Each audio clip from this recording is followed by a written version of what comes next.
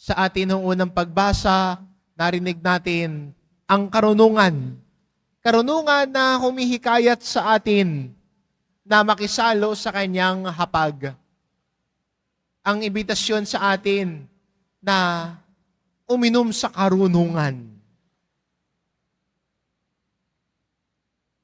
Pero maganda rin makita na sa ano yung pinapakain natin sa isip natin. What do you feed your mind? Ano mga paniniwala o isip ang hinahayaan mong humubog sa isipan mo? Puro negative ba? Kasi kung puro negative at pangit na lang ang iyong tinitignan, ang paligid mo nagiging pangit din. Kahit yung katabi mo. Kasi nakikita mo yung kulang, yung pangit. Pero, kung ahayaan natin na makita natin yung kabutihan sa lahat ng bagay, nakikita natin ang kabutihan. Everything becomes bearable because we can see always that there is something positive or good. Kaya maganda din tanong, ano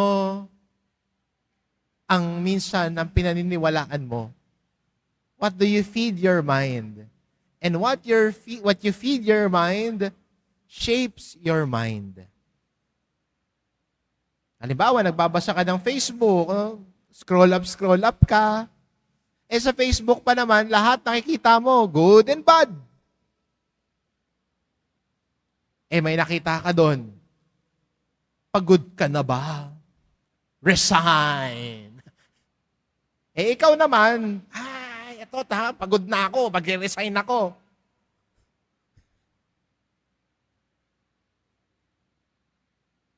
Tapos iisipin mo, anong pang babayad ko kay Judith? Malapit nang dumating si Judith. Kung magre-resign ako, nga. Yes, kaya sasabihin mo, kahit mahirap, kahit minsan ay may mga pagsubok, magpapatuloy pa rin ako. Dahil may pangarap ako. Ba? May pangarap ka. May gusto kang abutin. Kaya kahit mahirap, magpapatuloy ka pa rin. Wala namang bagay na madali di ba? Wala namang bagay na parang mahuhulog na lang sa langit. Minsan may mga bagay na kailangan natin pagsikapan. May effort na ibibigay.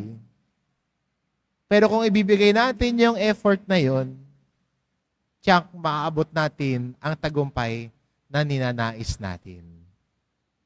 Kaya mahalaga din, what do you feed your mind? At sana, yung bubusog sa isip natin ay words of inspiration and hope. Diba? Nagbibigay sa atin ng motibasyon na magpatuloy sa paglalakbay natin. Kaya ang tao na lumalago sa karunungan, hinuhubog din ng kanyang karanasan. Kaya di ba ang kadalasan na larawan ng karunungan o wisdom ay taong matanda, di ba?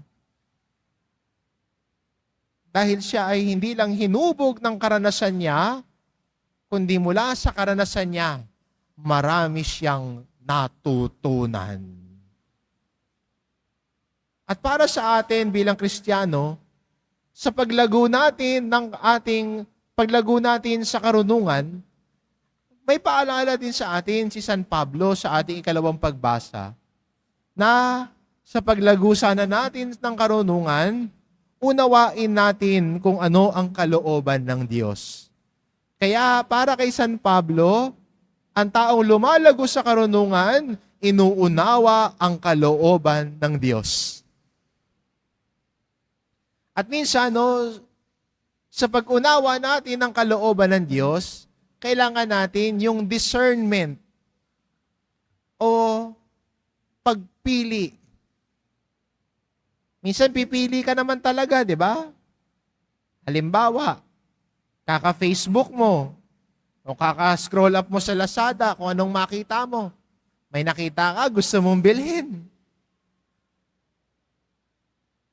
Tapos iisipin mo, kailangan ko ba to? Hindi naman kasi pwedeng check out lang ng check out. Eh kung wala ka naman pambayad,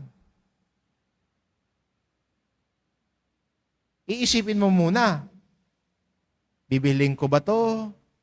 O add to cart? Save later, no? Add to cart o check out? You will also decide. You will discern.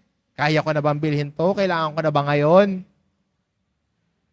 O minsan, iba siguro dito, mataas ang kolesterol, o mataas ang sugar. Sasabihan ka ng doktor mo, hinay-hinay ka lang sa ice cream, ha? Kasi mataas na ang sugar mo. Yung kanin mo, one rice ka lang. Eh yung kanin mo, one rice nga, no? One rice cooker, no? Sasabihin mo rin half rice cooker. No, industrial pa. Sabihin sa doktor mo, hinay-hinay ka lang sa kanin. Hinay-hinay ka lang sa matamis. Mataas ang blood sugar mo. Magdidesisyon ka ngayon. Mabuting kalusugan o ice cream o kanin. Mamimili ka. You will discern what is good for you. Pero mas palalimin natin. Sa pamumuhay natin bilang Kristiyano, may pagpili din tayo. Kunyari, ikaw ay may asawa na, may anak na, may pamilya ka ng sarili. Tapos, may magchat-chat sa'yo na ex mo.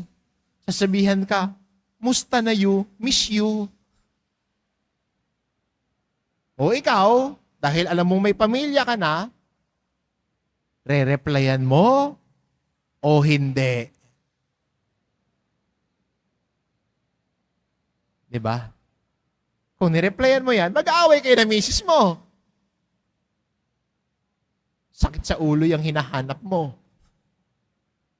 Pero, kung mahal mo ang asawa mo, kung tapat ka sa kanya, at mapagmahal ka rin sa mga anak mo, sin zone. Wala, dead ma. Bakit? May pamilya ka na. Diba? Galing ka simbahan, galing ka rito sa Quiapo. Pag uwi mo, yung kumare mo, nakaabang na sa iyo. Sasabihan ka, Mars! May chika ako.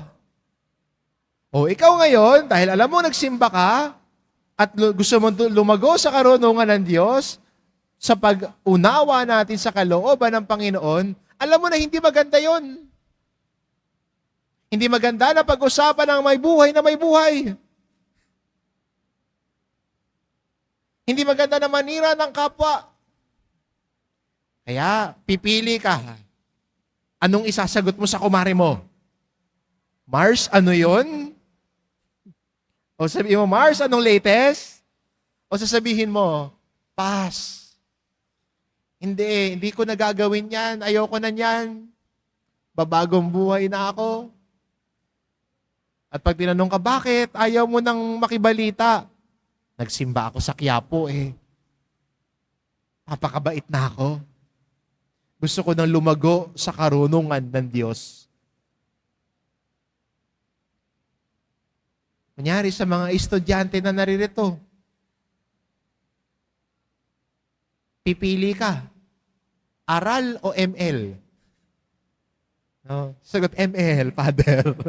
No, alam mo may pasok ka bukas, may hindi ka pa nagagawang assignment.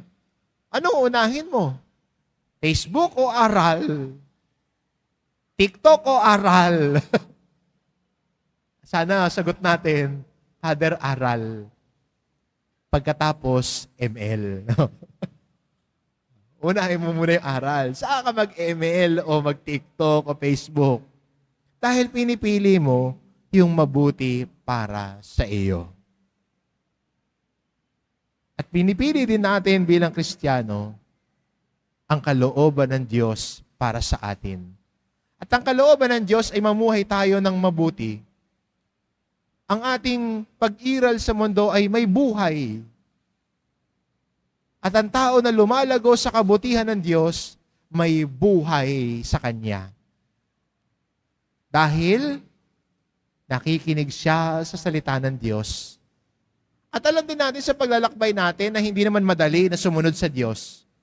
Kaya, kung babalikan natin ang ating ebanghelyo, si Jesus na tinapay ng buhay, ang nagbibigay buhay sa atin.